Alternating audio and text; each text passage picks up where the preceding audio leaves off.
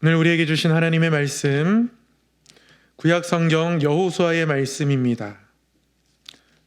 구약성경 여호수아 6장 1절로부터 마지막 절까지의 말씀, 21절까지의 말씀 함께 나누도록 하겠습니다.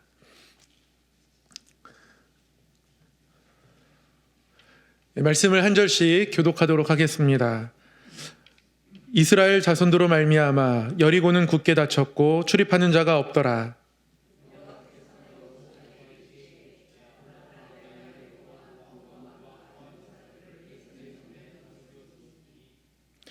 너희 모든 군사는 그 성을 둘러 성 주위를 매일 한 번씩 돌되 엿새 동안을 그리하라.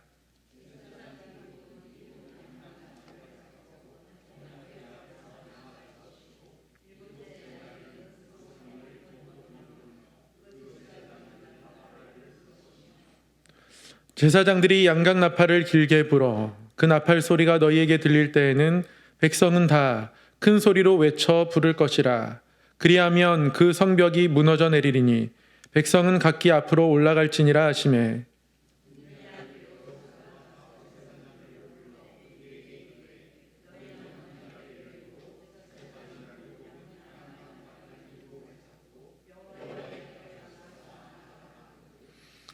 또 백성에게 이르되 나아가서 그 성을 돌되 무장한 자들이 여호와의 궤 앞에서 나아갈지니라 하니라.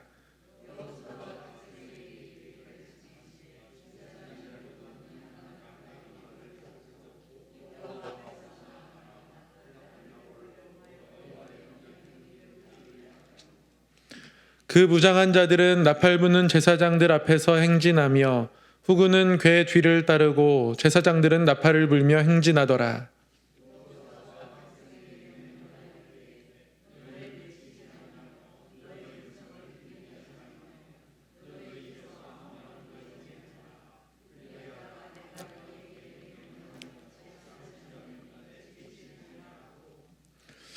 여호와의 궤가 그 성을 한 번 돌게 하고 그들이 진영으로 들어와서 진영에서 자니라.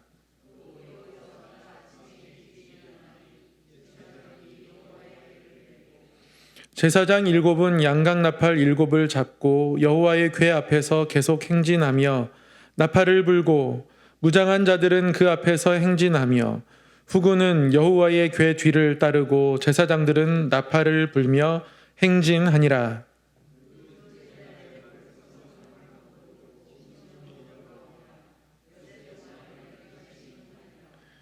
일곱째 날 새벽에 그들이 일찍이 일어나서 전과 같은 방식으로 그 성을 7번 도니 그 성을 7번 돌기는 그날 뿐이었더라.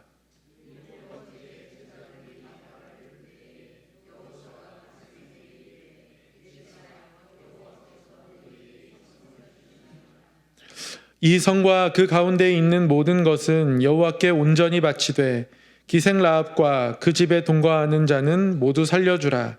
이는 우리가 보낸 사자들을 그가 숨겨 주었음이니라.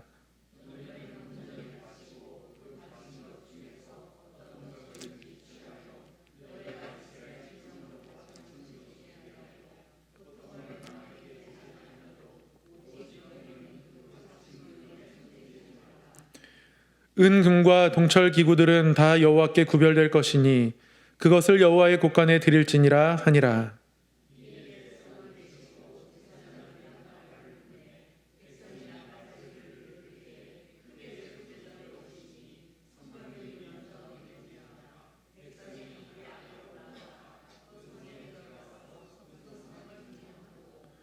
그 성 안에 있는 모든 것을 온전히 바치되 남녀노소와 소와 양과 나귀를 칼날로 멸하니라.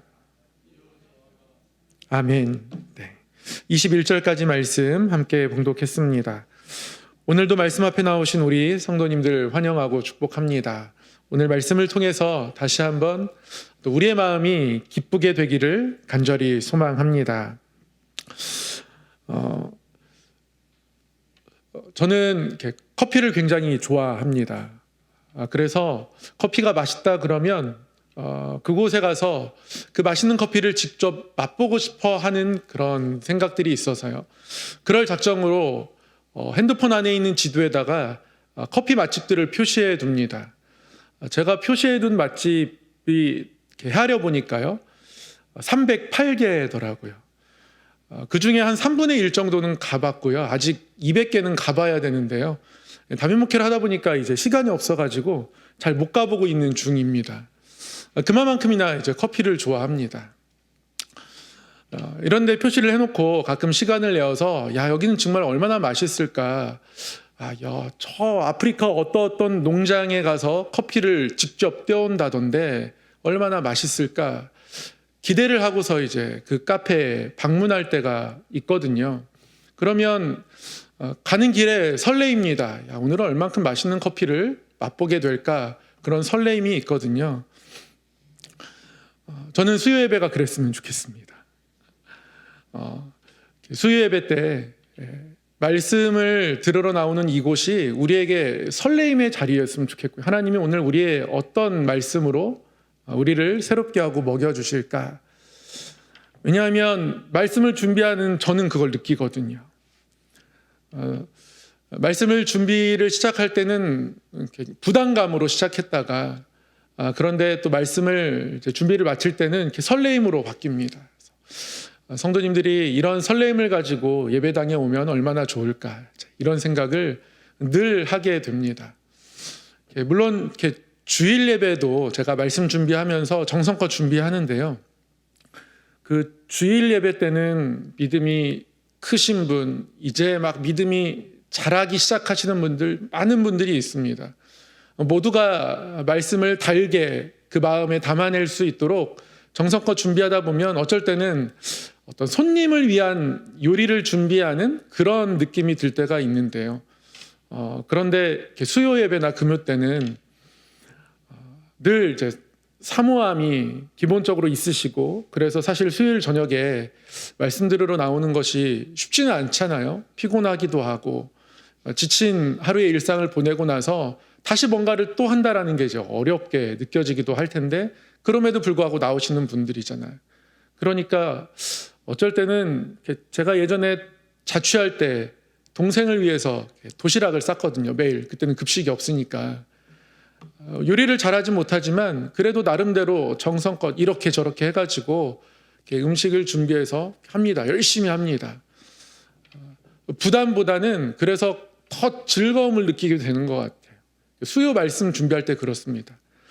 어떻게 은혜를 끼칠까 부담으로 시작했다가도 우리 식구끼리 먹는 밥상 같은 그런 친밀한 느낌이 있어서, 그래서 수요일 날 주시는 말씀들이 또 더 새롭게 다가올 때가 있거든요.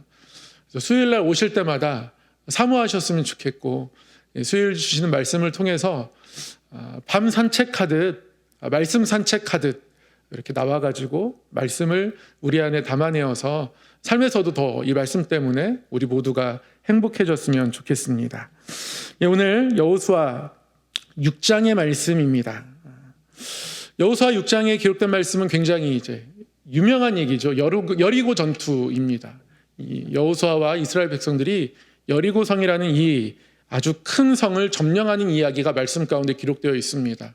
1장부터 잠깐 앞의 내용을 복습해 보면 1장에서는 하나님이 여호수아를 세우시죠. 2장에서는 정탐을 보냅니다. 정탐을 마친 후에 요단강을 건너게 되고요. 요단강 건넌 이후에 요단강 12돌을 길갈에 세웁니다. 그리고 12돌 세운 그곳에서 길갈에서 할례를 하게 됩니다. 그리고 유월절까지 지키죠. 그리고 나서 이제 여리고 전투를 하게 됩니다.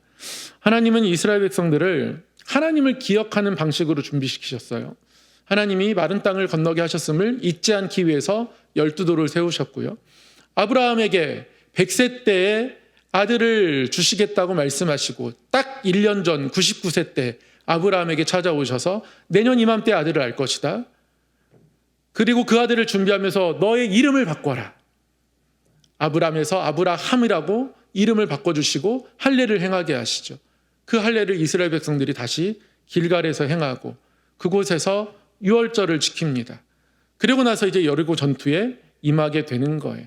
철저하게 하나님만을 바라보도록 하나님은 준비시키고 계시더라고요. 그리고 나서 이제 여리고 성과 이스라엘 백성들은 마주해야 합니다. 가나안 땅을 보면 가나안 땅 북부 가나안 지역을 중심으로 북부 연맹이 있었고요. 남부 가나안 중심으로 남부 가나안 연맹이 있었습니다. 그래서 남부 지역 먼저 점령하고 나중에 이제 북부를 점령하게 되는데요. 그 가운데 있었던 것이 여리고성입니다. 그리고 여리고성은 가나안 땅을 딱 반 자를 수 있는 중요한 위치입니다. 그러나 여기를 점령하지 못하면 가나안 땅 점령은 사실상 힘들다고 보아야 합니다. 그런데 이 성이 너무 거대합니다. 믿음으로 준비해도요. 사람은 눈에 보이는 것에 압도되기 쉽습니다. 여리고성의 모형이 고고학적 증거들을 종합해서 또 일부 발굴된 어떤 자료들을 토대로 재구성하면 이럴 거라고 우리가 예상합니다. 이중에 커다란 성벽으로 이루어져 있습니다. 그리고 본성과 외곽 둘레 이 사이가 이렇게 언덕형이에요. 그러니까 단면으로 자르면 이런 겁니다. 5m의 옹벽이 있고 그 다음에 벽돌벽이 있고 그걸 넘어가도 또 오르막 제방이 있습니다. 다시 그 위에 벽돌벽의 구조로 쌓여 있는 거예요.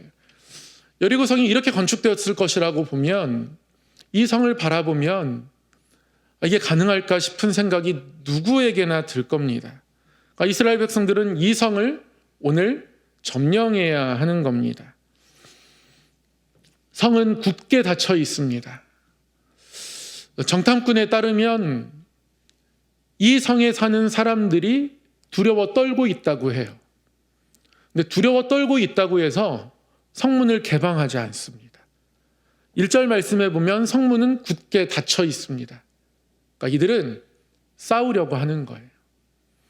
두려워 떨고 있는 것을 정탐꾼은 보았지만 2명의 정탐꾼 외에는 아무도 그것을 보지 못했습니다. 지금 이스라엘 백성들에게 보여지는 건 가능할까? 이런 생각이 들지 않을 수 없는 너무 크고 견고한 성입니다. 근데 오늘 6장에서 하나님은 이 성을 점령하게 하시죠. 성은 굳게 닫혀 있습니다. 그런데 하나님이 어떻게 하셔요? 성 주위를 매일 한 바퀴씩 돌게 하세요. 얼마나요? 엿새 동안. 성을 돌 때 나팔과 언약궤를 중심으로 행진합니다. 나팔과 언약궤를 중심으로 해서 앞에는 군사들이, 뒤에는 또 다른 후진들이 따릅니다. 나팔과 언약궤가 행진하는 것이 이 행진의 중심입니다. 그리고 이렇게 엿새를 돌게 하셨고 7째 날에는 7바퀴를 돌고 외치게 하십니다. 하나님께서 이 성을 우리에게 주셨다. 그리고 성이 무너져 내리게 됩니다. 이스라엘 백성들은 그 성에 진격해서 모든 것들을 취하게 되죠. 라합이 이때 구원받습니다. 단 하나님은 전리품을 개인적으로 취하는 것을 금지하시죠. 모든 전리품은 다 여호와의 곳간에 드립니다. 성전의 재산이 되는 거예요. 개인의 재산 삼는 것은 절대 금지하셨습니다. 싸우는 방법도 하나님께 속해 있고요. 싸움의 결과도 하나님의 것입니다. 그러면 백성들은 무엇을 누리는 거예요? 하나님의 은혜를 누리는 겁니다. 그게 여리고 전투입니다. 이 전투가 이렇게 진행될 때 굉장히 중요한 것들이 몇 가지 있는데요. 오늘은 4개의 포인트를 한번 짚고 가려고 합니다. 첫 번째는 들음입니다. 들음. 이 여리고성, 이 성을 하나님께서 여호수아와 이스라엘 백성들에게 점령하게 하시려고 할 때요, 하나님께서 여호수아에게만 먼저 말씀하십니다. 여호수아에게 이 성을 이렇게 점령하겠다. 성을 돌아라. 무기를 들고 싸우지 않을 것이다. 법궤로 나아갈 것이다. 하나님 그렇게 말씀하세요. 6장 2절에 보면 하나님이 여호수아에게 말씀하십니다. 근데 여호수아가 또 6장 6절에 보면 제사장들을 불러서 너희들이 이 전투에서 나팔을 불고 언약궤를 들고 나가야 한다. 제사장들에게 하나님의 계획을 말씀하죠. 6장 7절에는 또 백성에게 이야기합니다. 여리고 전투가 굉장히 큰 전투였음에도 불구하고 성이 무너져 내리는 것에 대한 묘사는 별로 나와 있지 않습니다. 그냥 무너졌다예요. 성이 무너져 내리는 장면이 아주 장관이었을 겁니다. 제가 영화 감독이면 그 무너져 내리는 장면에 많은 분량을 할애할 것 같아요. 저는 한 번 본 영화를 다시 보지 않는 편입니다. 사실 다시 봐도 전의 스토리가 잘 생각나지 않기 때문에 다시 봐도 재밌게 볼 수 있는데 그래도 다시 잘 안 봐지더라고요. 그런데 여러 번 본 영화가 몇 개 있어요. 그 중에 하나가 진주만이란 영화입니다.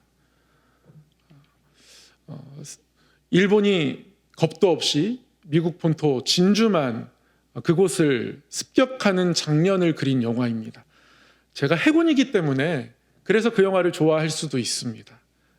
그러면서 저때 저 배가 나중에 우리나라로 왔다. 뭐 여러 가지 저희 가족들 같이 보면 아무도 안 궁금해하는데 막 저만 신나가지고 TMI, Too Much Information을 막 하면서 설명을 해줘요. 근데 이 영화의 장관 중에 장관은 일본이 미국 여러 해군의 함정들이 정박해 있는 그 진주만을 폭격하는 장면인데요. 무려 30분이 넘는 분량 동안 폭격 장면이 이어집니다. 계속 폭격이 이어지는데 30분이 언제 갔는지 모를 만큼 너무 영화적으로 잘 묘사가 되어 있습니다. 전쟁 영화를 그린다면 아마 그렇게 묘사할 겁니다. 이 여리고성이 얼마나 큰데 하나님이 이것들을 무너뜨리셨는지 여리고성에 무너지는 장면을 묘사하는데 성경이 또는 이 성경 본문을 영화로 만든다면 그렇게 묘사하고 싶은데요. 아니에요. 하나님이 하신 말씀들로 이루어져 있습니다. 그러니까 말씀을 듣는 게 중요했던 거예요.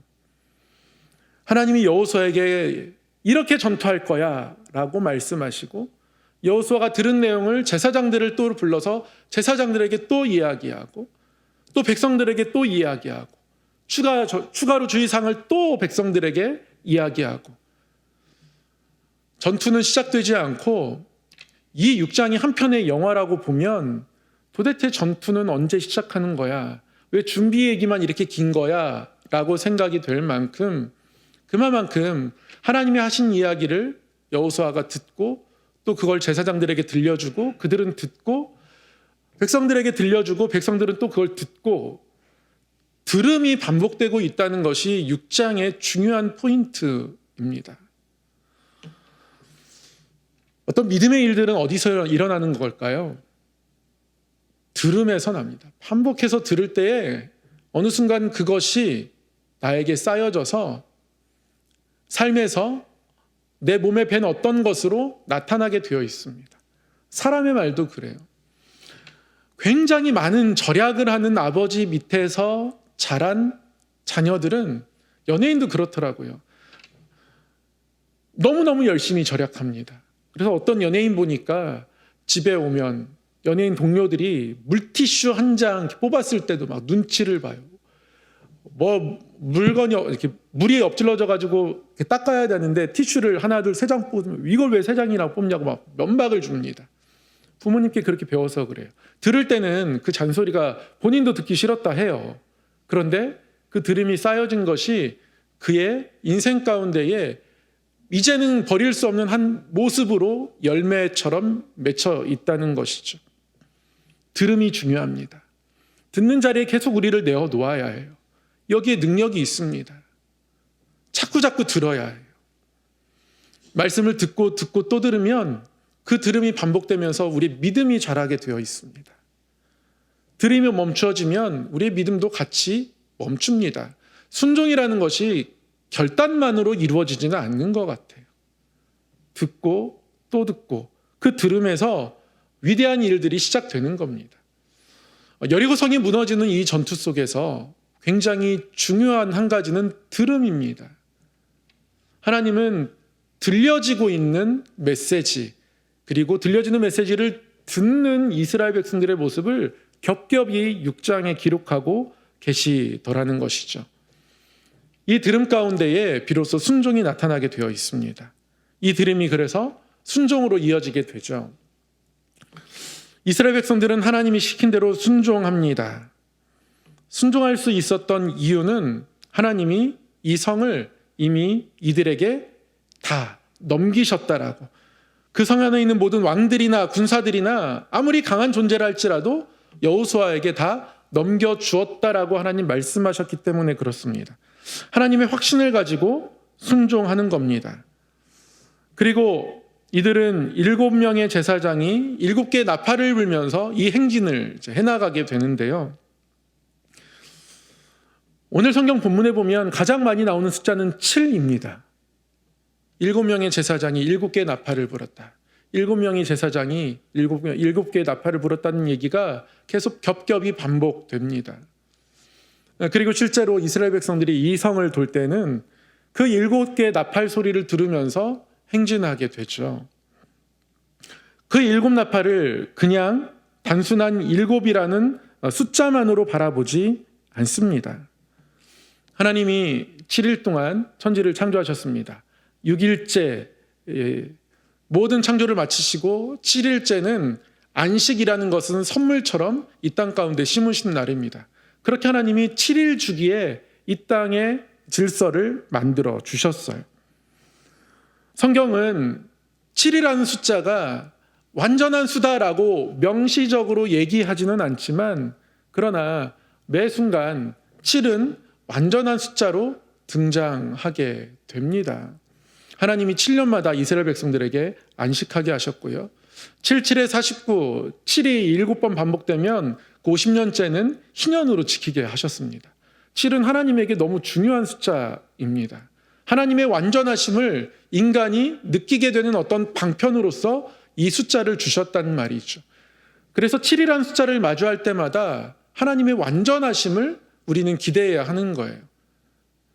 이 7에 대한 완전함 때문에 때로는 오해도 일어나기도 했죠. 여러분 그런 노래 들어보셨죠? 믿음의 조상 아브라함에게는 7명의 아들이 있었는데요. 그 중에 하나 키가 크고요. 나머지는 작대요. 제가 다니는 유치원에서 이 노래를 이렇게 부른 적이 있어요. 믿음의 조상 아브라함에게는 7명의 아들이 있었답니다. 그 7명이 어디에서 나오는지 모르겠지만 이게 7이라는 숫자를 너무 좋아하다 보니까 그런 가사까지도 이제 생겨나게 되는 거죠. 하나님이 7제사장 7나팔을 불게 하셨습니다. 이 행진을 통해서 이 행진이 어떻게 보이든지 간에 하나님이 완전하시다라는 선포를 하는 것이고요. 그 선포에 대한 아멘으로 순종이 나타나는 겁니다. 순종은요, 조건이 갖춰져 있어서 그래서 하는 것이 아니라 이것을 명하시는 그분이 완전하시기에 행하는 것이 순종입니다. 이 7제사장 7나팔을 통해서 이스라엘 백성들은 이 전쟁을 하나님께 속한 것이다. 영적인 것이다. 한 민족과 민족과의 전쟁이 아니다. 하나님이 하신 일이다. 그것을 바라보며 완전하신 하나님을 마음속에 붙잡는 거죠. 그 7나팔 소리를 들을 때마다. 그래서 이 순종이라는 것은 그렇더라고요. 어떤 환경과 요건보다 하나님에게 집중해야지 순종이 일어나더라고요. 수많은 우리의 시선을 빼앗는 일들이 있을 겁니다. 그 문제가 우리에게 너무 크게 보여질 때가 있을 거예요. 여리고성이 너무 큰 것처럼. 그런데 하나님께 집중해야 합니다. 하나님을 듣고 하나님께 순종할 때 하나님께서 일하신다라는 너무나 단순한 이 진리를 끝까지 붙잡는 믿음이 우리에게 있어야 한다라는 것이죠. 이스라엘 백성들이 그렇게 이 여리고 전투를 감당합니다. 그리고 나서 하나님이 이스라엘 백성들에게 또 한 가지 아주 중요한 명령을 주시는데요. 침묵입니다. 침묵. 하나님이 침묵하게 하십니다. 이스라엘 백성들이 이 여리고성을 매일 한 바퀴씩 돕니다. 한 바퀴씩 돌 때마다 이 성이 눈에 보여질 때마다 두려움이 찾아오지 않았다고 하면 거짓말일 겁니다. 그 장대한 성을 돌수록 두려웠을 거예요. 그러나 그 어떤 것도 말하는 것이 용납되지 않았습니다. 하나님은 침묵하게 하십니다. 따로 이렇게 명령하셨어요. 너희는 외치지 말며 너희 음성을 들리게 하지 말며 너희 입에서 아무 말도 내지 말라. 그리하다가 내가 너희에게 명령하여 외치라 하는 날에 외칠지니라. 이렇게 말씀합니다. 언제 외칠 수 있어요? 외치라 하는 날. 외치라 하는 날이, 그날이 다가올 때까지는 어떤 말도 할 수가 없습니다. 말하지 말라는 거예요. 우리의 입술이 한번 말을 뱉잖아요. 그러면 뱉은 말이 우리 안에 또 다른 어떤 확신처럼 이렇게 세워집니다. 누군가가 미워요. 미운 마음이 있는데 밉다라고 얘기하면 그 미움이 그 순간 그 마음에 세워지는 거예요. 누군가를 정죄하고 판단하는데 그 말을 뱉고 나면 그게 기둥처럼 마음에 딱 세워지는 거예요. 이거 어떻게 하지? 뭔가 기도가 응답되지 않는 것 같은, 믿음이 흔들리는 마음이 있는데 기도로 안 될 것 같은데, 이런 말을 뱉고 나면 그 말은 사단의 재료가 됩니다. 내 목소리로 뱉었던 그 말이 내 귓가에 맴돌게 해서요, 더 기도하지 못하게 만드는 거예요. 그래서 하나님 말씀합니다. 아무 말도 내지 말라. 침묵해라. 기도하는 것 외에는, 하나님 앞에서 외에는 침묵하는 것이 우리에게 반드시 필요한 영적인 훈련 중에 하나고요. 하나님 앞에 이 거룩한 침묵을 감당해 갈 때 우리는 더 큰 하나님의 역사를 비로소 기대할 수 있는 겁니다. 사랑하는 성도 여러분, 입이 무거운 사람이 되시길 바랍니다. 입이 무거워야 합니다. 함부로 인간의 생각을 내뱉지 말아야 합니다. 하나님이 외치라는 그날에만 말할 수 있고, 그때도 하나님이 주시는 말들로만 말하게 되는 것, 그것이 여리고성을 무너뜨리게 되는 영적인 힘이 되는 겁니다. 이것이 매우 중요합니다. 네 번째는요, 주어입니다. 누가 주어인가? 드디어 하나님께서 이 명령을 주시고 이스라엘 백성들이 첫째 날 성을 한 바퀴 돌았습니다. 한 바퀴 돌고 왔어요. 이들의 마음이 어땠을까요? 사람의 마음이 다 똑같습니다. 하나님을 기대하는 마음도 있고 지금의 현 상황 때문에 불안한 마음도 있고. 그런데 11절에 뭐라고 말씀해요? 여호와의 궤가 그 성을 한 번 돌게 하고 그들이 진영으로 들어와서 진영에서 자니라. 하나님 말씀 따라 백성들이 돌았거든요. 그런데 여호와의 궤가 돌게 했다. 말씀은 이렇게 기록하고 있어요.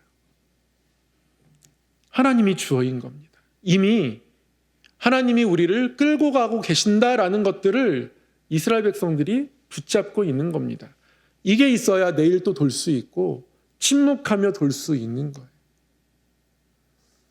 아까 말씀드렸던 하나님에 대한 확신과 비슷하죠. 이 여리고성에 관련된 아주 오랜 주일학교 이야기가 있습니다. 여리고성을 읽을 때마다 이 이야기가 생각이 나는데요. 한 목사님이 주일학교에 가서 철수에게 물었다죠. 철수야, 여리고성은 누가 무너뜨린 거니? 물었습니다. 정답은 뭡니까? 하나님. 근데 철수가 깜짝 놀랐습니다. 여리고성이 뭔지도 모르겠고 내가 뭔가를 무너뜨렸나? 급격하게 자기 성찰을 하면서 울듯 말듯한 표정으로 목사님, 제가 무너뜨린 건 아닌데요. 그러자 목사님이 얘가 여리고성을 모르는구나. 옆에 있는 영희에게 영희야, 여리고성 누가 무너뜨리느니? 물었더니 영희가 목사님, 제가 다른 건 몰라도요, 철수는 그럴 애가 아니에요. 이렇게 대답했다죠. 그래서 부장 집사님께 철수하고 영희에게 물어봤는데, 여리고성 누가 무너뜨렸냐고 물어봤는데 애들이 이렇게 대답했다고 심각하게 주일학교 교육에 대해서 뭔가 심각함을 품고 말씀을 했더니요, 부장님이 제 생각에도 쟤네들이 그럴 것 같지 않은데 혹여나 재정이 많이 필요하면 복구하는데 한번 목사님 재직회를 통해서 우리 또 안수집사회에서 한번 힘을 모아보겠습니다. 이렇게 대답했다는 그런 일화가 있습니다. 굉장히 오래된 이 여리고성과 관련된 유머인데요. 목사님이 물었던 이 질문의 대답은 하나님입니다. 정답이 하나님이에요. 하나님이 무너뜨리셨다. 우리 삶 속에서 하나님이 행하신다는 주어를 절대 놓치지 말아야 합니다. 6장 11절 말씀하신 것처럼 여호와의 궤가 인도한 거예요. 여호와의 궤가 그 성을 한번 돌게 하고 그들이 들어와서 진영에서 자게 된 겁니다. 하나님이란 주어가 너무 쉽게 잊혀질 수 있어요. 오늘 한 바퀴 도는 게 꽤나 힘들었다면, 떨었다면 그 누군가는 그래도 열심히 잘 돌았어. 순종한 내 모습이 나의 공로가 될 수 있는데요. 나의 작은 일에 이만큼 잘한 것에 대한 공로를 세우기 시작하면 그 작은 일 때문에 하나님이란 주어가 보이지 않게 되는 일들이 태반입니다. 혹시 우리 성도님들 감사노트 다 받아서 쓰고 계시죠? 제가 감사노트를 쓰면서 한 주 동안 써내려가면서 느낀 게 한 가지 있습니다. 그래서 제가 작은 일부터 쓰셨으면 좋겠다라고 주일날 말씀을 드렸는데요. 이 감사노트를 쓰려고 하는데요.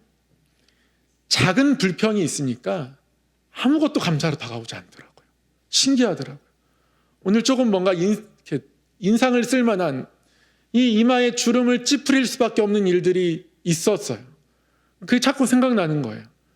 그러니까 그 생각 때문에, 그 작은 일 하나 때문에 하나님께서 분명히 오늘 하루 가운데 주신 감사가 있을 텐데 생각이 안 나는 거예요.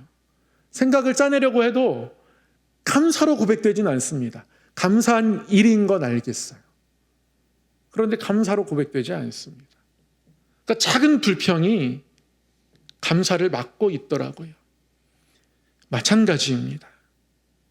작은 나의 자랑은 하나님이라는 주어를 막게 됩니다. 하나님이 이스라엘 백성들에게 아무 말도 하지 못하고 침묵 가운데 이 걸음을 걸어가겠더라면 제가 묵상할 땐 두 가지입니다. 첫 번째는 두려움의 이야기. 그것을 막으신 거고요. 두 번째는요, 자기 자랑의 이야기. 그것을 막으신 거예요. 이것이 하나님이 주어라는 것을, 하나님이 지금 이끌고 계시다는 것을 보지 못하게 하기 때문에 하나님이 그렇게 한 겁니다. 사랑하는 성도 여러분, 우리는 우리의 삶을 끊임없이 들음 가운데 내어드려야 하고요. 그리고 하나님을 확신함 가운데 순종해야 하고 그 순종의 길이 어그러지지 않도록 침묵해야 하고요.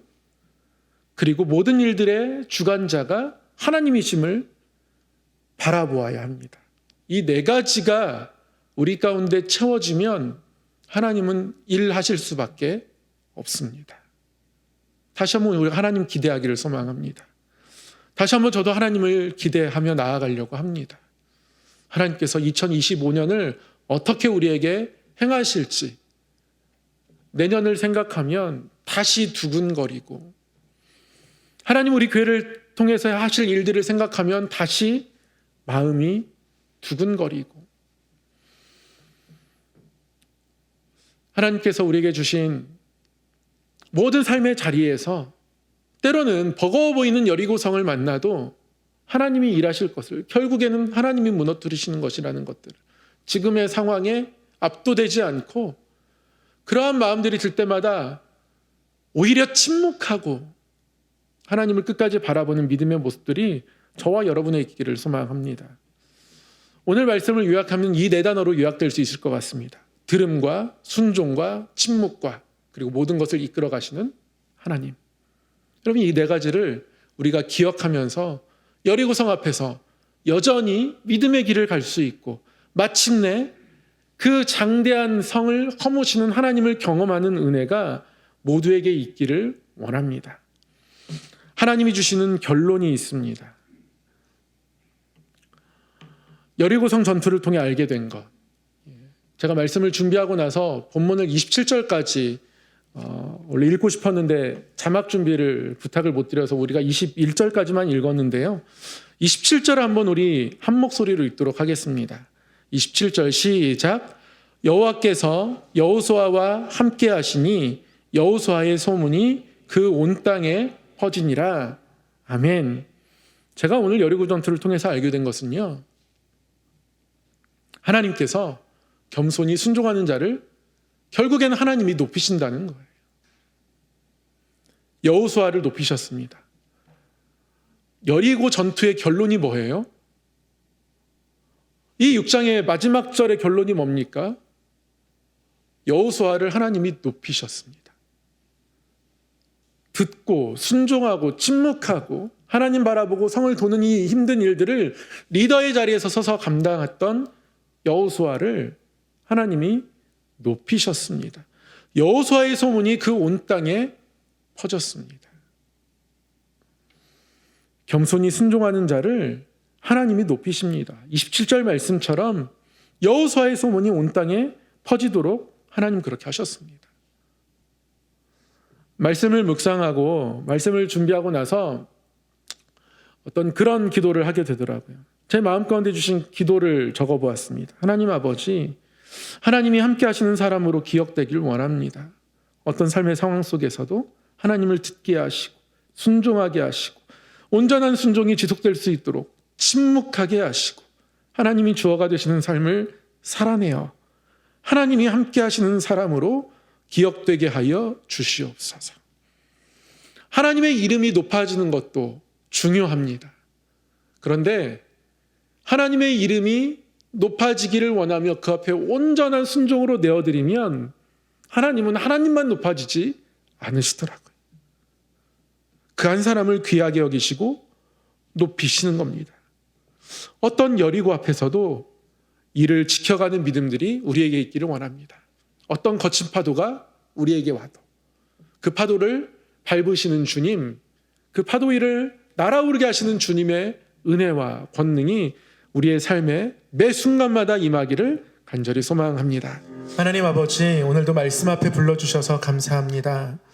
주시는 말씀대로 우리의 삶 가운데에 하나님을 듣고 순종하고 침묵하며 하나님의 인도하심만을 바라보는 믿음의 눈이 있기를 원합니다. 또 따라가는 결단과 그 걸음이 멈추지 않는 믿음의 지속이 우리 가운데 있기를 원합니다. 하나님, 그 거룩한 길로, 그 능한 길로 하나님과 동행하는 여정으로 늘 우리를 인도하여 주셔서 우리의 삶에 어떤 여리고성을 만날지라도 또 만나 있을지라도 이 모든 것이 하나님 손안에 있음을, 이 모든 전투가 하나님의 것임을 다시금 확증하며 나아가오니 하나님 우리의 믿음을 붙들어 주시고 우리 가운데 행하여 주시옵소서.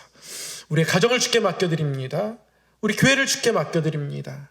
이 나라 이민족을 주께 맡겨드립니다. 우리의 모든 걸음걸음 마음들을 주께 맡겨드리오니 느가신 손으로 붙드시고 인도하여 주시옵소서. 예수님의 이름으로 기도드리옵나이다. 아멘.